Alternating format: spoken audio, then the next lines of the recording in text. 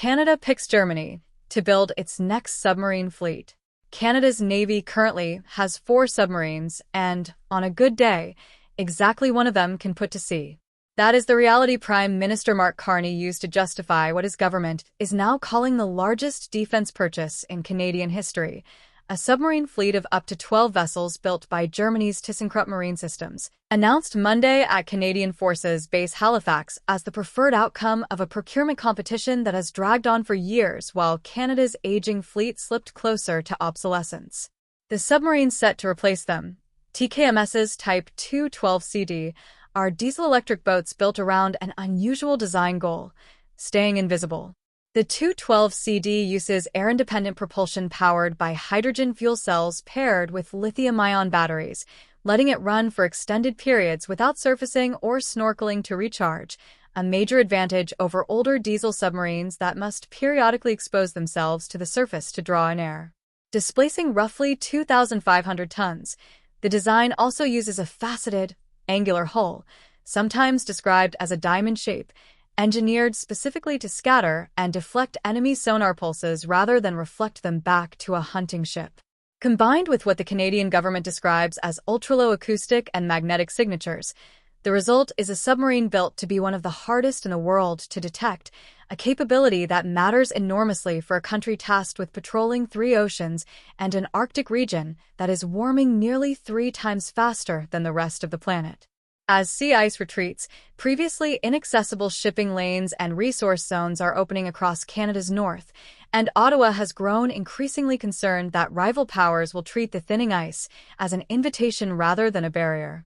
Submarines able to operate under the ice pack for extended patrols give Canada a persistent underwater presence in the region that surface ships and aircraft cannot match, since a submarine can loiter and listen without announcing its position the way a ship's radar signature or an aircraft's engine noise inevitably does. The Victoria-class submarines these boats are meant to replace were never actually built for Canada in the first place. The Royal Canadian Navy bought all 4 secondhand from the United Kingdom's Royal Navy in 1998, inheriting vessels that had originally entered British service in the 1990s and had already logged years of hard use before Canada ever took possession. Age and years of maintenance troubles have caught up with the fleet since, leaving the Navy able to keep only one of the 4 boats seaworthy at any given time, according to the government's own account of the current fleet status, a gap that has quietly limited Canada's underwater surveillance capability for years, while successive governments debated how and when to replace it. In a more dangerous and divided world, Canada must be prepared to defend our interests, protect our citizens, build our economy, and secure our future, Carney said. To that end, we are making the largest defense procurement in our nation's history with speed, ambition, and discipline. Canada's next submarine fleet will secure our coastlines and waters, and their construction will have enormous, lasting benefits for Canadian industries and workers. Together with our German and Norwegian allies, we will build at speed and scale to expand our strategic capabilities and create greater strategic autonomy. We will build this fleet to build Canada strong. The path to Monday's announcement ran through a formal, multi-stage competition rather than a quick handshake deal. Canada issued a request for information to industry between September 2024 and February 2025, narrowed the field to 2 qualified bidders on August 26, 2025, TKMS and South Korea's Hanwha Ocean, issued detailed proposal instructions that November, received final submissions in March 2026. And closed out a bid clarification process on April 29, 2026, before Carney made the call.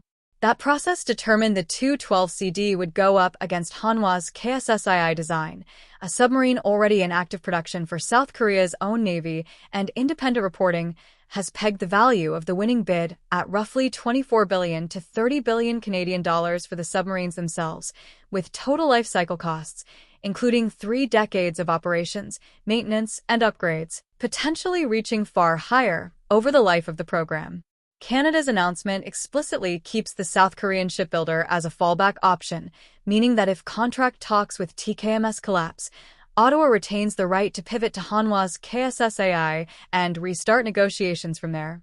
That reserve arrangement gives Canada leverage during what are likely to be complex negotiations over price, technology transfer, and delivery schedules, all of which must be finalized no later than the end of 2027 under the terms of Monday's announcement, with the first 4 submarines expected in Canadian hands by 2034, ahead of the government's own original schedule.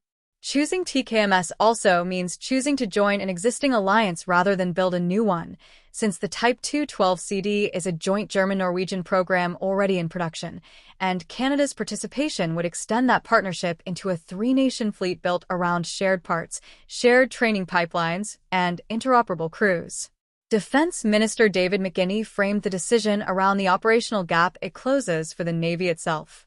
Today's decision will provide the Royal Canadian Navy a critical capability, ensuring we can defend and secure Canada's vast coastline, McGuinty said.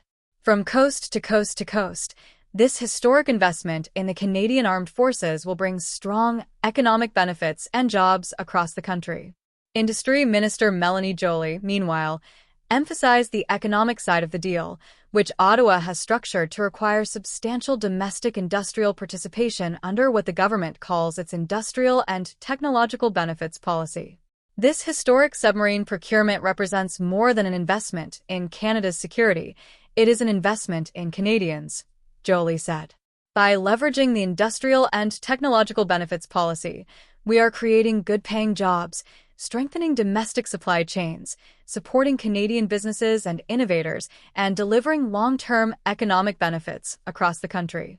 Secretary of State for Defense Procurement Stephen Four, whose office ran the actual evaluation process, pointed to the speed of the competition itself as evidence that Canada's often criticized procurement system is capable of moving faster than its reputation suggests. Today's announcement demonstrates that Canada can move at the speed of relevance, Four said. Completing a competitive process of this scale in roughly 8 months, while maintaining a rigorous and fair evaluation, is an important milestone in modernizing defense procurement. It reflects an understanding that national security and economic security go hand in hand. Finally, this process identified 2 highly credible solutions. By naming both a preferred supplier and a reserve supplier, we've strengthened the resilience of this program and positioned Canada to deliver this critical capability faster and with greater confidence. The submarine decision lands alongside a broader shift in how Canada is approaching defense spending generally, with Ottawa announcing it has reached 2% of GDP in defense spending for the first time since the Cold War ended, a threshold NATO has pressed all its members to meet for years. Whether the TKMS negotiations hold together over the next 18 months, and whether Ottawa ultimately commits to the full run of 12 submarines it says it wants, will say a great deal about whether Monday's announcement in Halifax marks a genuine turning point in Canadian defense policy, or simply the latest chapter in a procurement saga that has already spanned most of a decade.